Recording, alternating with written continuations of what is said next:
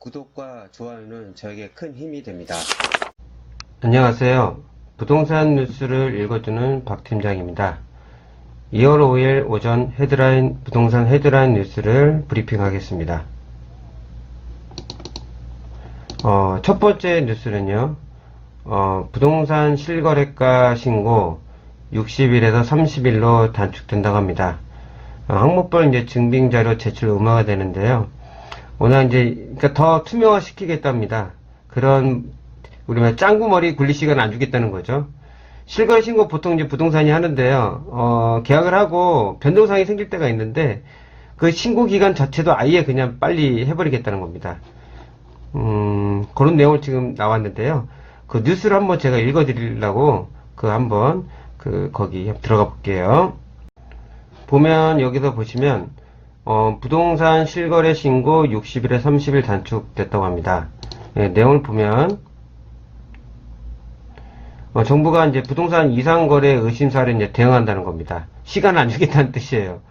보시면, 당연히 이제 자금 조달 계획서를 하는데, 실거래 신고 기한을 60에 30일로 단축하고, 당연히 예금 잔액 증명서, 납세 증명서, 부채 증명서 등 제출 의무를 완전히 의무화할 전망이라고 합니다. 특히 이제 투기 과열 지분에, 이건 객관적인 자료까지 진출해야 되니까요. 이제 더욱더 투명화 시킨다는 얘기가 나온 겁니다. 그러니까, 그래도 계속 편법은 하겠지만은, 하신 분은 하겠지만은, 더 강력하게 대처해 나가겠다는 거 보니까, 그 정부의 의지가 얼마나 이게 대단한지 알 수 있습니다. 그러니까 이번 12월 16일 대책 이후, 부동산 거래가 좀 유치되고, 오름세가 좀 많이 떨어졌죠. 갈수록 제가 이제 계속 뉴스나 제가 이제 투자나 이런 얘기 하는 거 할 때, 정부의 의지는 잘 보셔야 되고, 정부가 내놓은 정책 같은 거 잘 봐야 됩니다. 하지만, 항상 제가 좋아하는 말, 위기가 곧 기회이기 때문에, 지금은 매수자 우위 시장입니다. 지방 같은 경우는 그러니까 서울 지역 수도권이나 대전 이런 쪽도 지금 워낙 많이 올랐어요. 제가 말씀드렸죠. 옛날에, 서울뿐만 아니라 수도권, 광역, 그러고마다 좀 큰 데 있잖아요. 웬만한 데 다 규제 지역이었어요. 사람들이 그걸 생각을 안 하고 지금 묻지마식으로 지금 하고 있는데, 규제적으로 묶이고 하면 어떻게 하려고 하시는 거예요? 그런 건 좀 예상을 하시고 투자를 하셨으면 좀 하는 바람입니다. 제 동영상을 들어주신 분한테는요. 두 번째 뉴스는 제가 이제 말씀드린 거예요. 지금 수원 용인 아파트 경매 응찰자가 역대 최다랍니다. 예전에 그렇게 많이 인기가 있었나요? 수원 지역이나 이런 쪽이. 지금 이게 서울 지역이 오르고 이게 규제가 들어가다 보니까 그 외쪽으로 지금 퍼지고 있는데, 만약 규제가 된다고 하면은 수원에서 수원 외곽으로 갔겠지만 수원으로 또 들어오잖아요. 또 그게 어느 정도 서울권도 풀리다가 어디로 갈까요? 관심을 안 갖겠죠. 그런 것까지 생각을 하셔야 돼요. 투자를 할 때 제가 하는 게 아니라서 하지만은 그만큼 이게 뉴스가 나올 정도면은 그만큼 지금 광풍이 일고 있다는 건데, 좀 그러면은 좀 미래를 좀 생각을 해보고 투자를 하시니, 이분들이 이걸 이렇게 할 수는 있어요. 단기 투자. 금매로 낙찰을 받아서 시대 차이 보고 이제 하시는 분들이 있어요. 제가 말씀대로 투자할 때는 단타나 이거 하실 분은 세금에 아까워하지 않습니다. 왜냐면 수익만 생기면 되거든요. 이익만. 그런 분들이 아니고 실거주 목적으로 하신다는 분들은 안 하시면 좋겠습니다. 왜냐면 살다 보면 올라야 되는 집이 떨어질 수도 있거든요. 이런 지역은.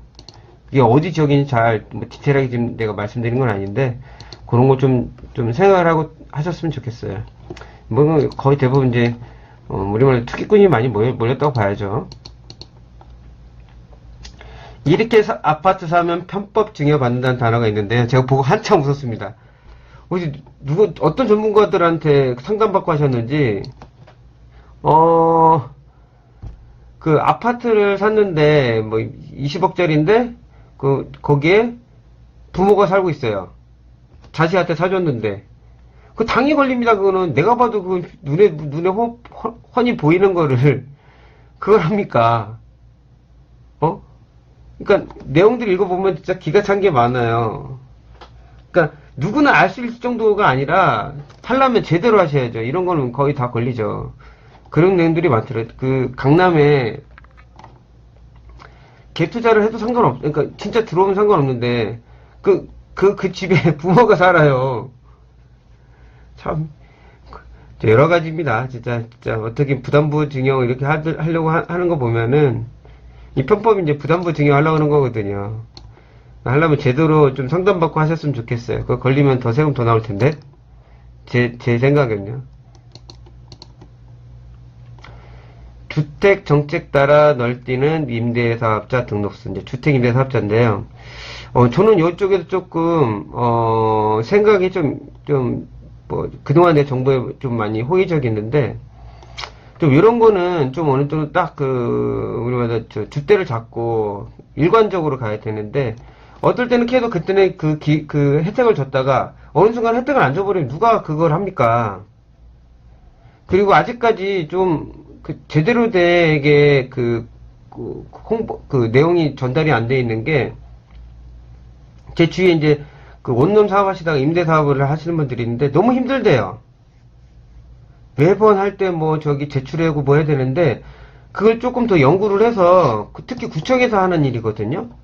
임대 사업자는요. 보통 맨 처음에 주택 임대 사업자 등록하면 관할 거기 물건 소재지 가서 신청하고 이제 거기 세무서에서 받는 거잖아요.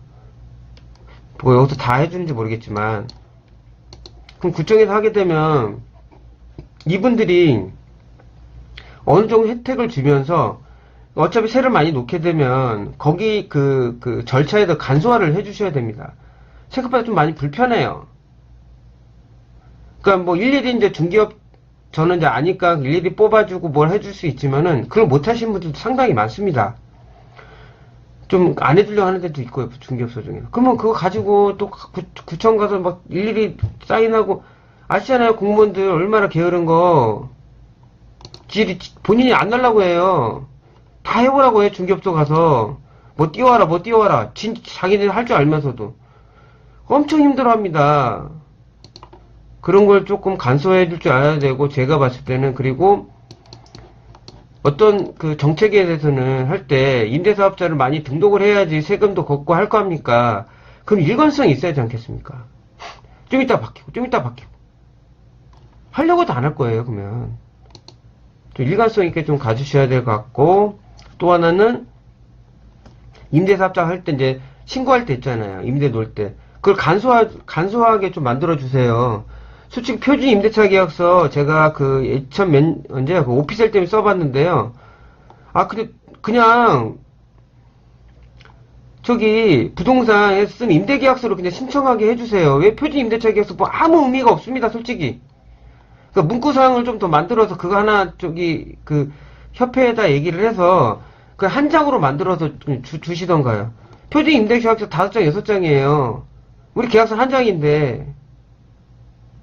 중개업소도 솔직히 불편해요. 그 용지가 돈이 나만 나오는 것도 아니고. 하나 한 번 딱 만들어 놓고 끝이에요. 조금 변하게 있는데, 딱 하나 만들고 끝입니다. 정말 게을러요, 공무원들. 좀 그런 것 좀 해주셔야지, 이분들 등록 더 많이 할 거 아닙니까? 딱 만들어 놓고 땡 해놓고 나몰라라 하면 됩니까?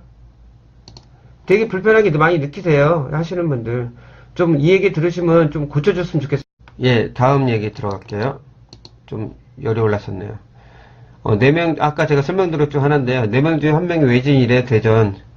제가 봤을 때, 규제적으로 안 들어갈까요? 그래서 예상이 이제 제가 6월달 이후라고 생각하는데요. 아니, 그전에도 들어갈 수도 있겠죠. 저는 그냥 예상이, 양도소득세 문제가 있기 때문에, 그걸 하더라도 유예기간은 주겠죠, 이분들한테. 다주택 갖고 있는 분들한테.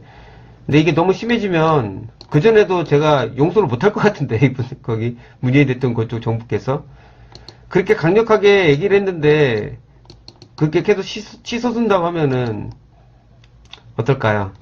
외진이라는 게 뭡니까? 투기 세력이잖아요. 투기 세력을 잡겠다고 하는데 전혀 반응이 없으면은 들어가겠죠.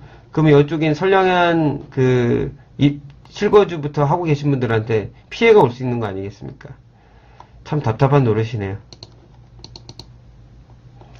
우리 아파트 9억이라고 팔지 맙시다. 집값 담합하면 수사받는다.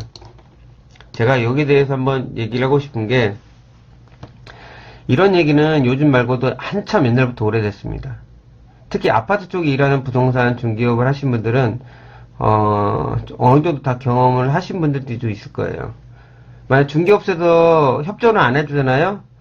진짜 거기 재수없는 거기 그 아파트 쪽에 있는 거기 그 만나면요. 거기 있잖아요. 거기 아파트 그쪽에 있는 부회장이나 뭐 회장 잘못 만나면요. 저쪽 부동산 거래하지 말라고 합니다. 지들 아파트값 떨어뜨리게 한다고. 아, 현실적으로 팔게 해야죠. 이런 일이 비일비재, 이건 저는 제대로 수사받아야 된다고 생각합니다.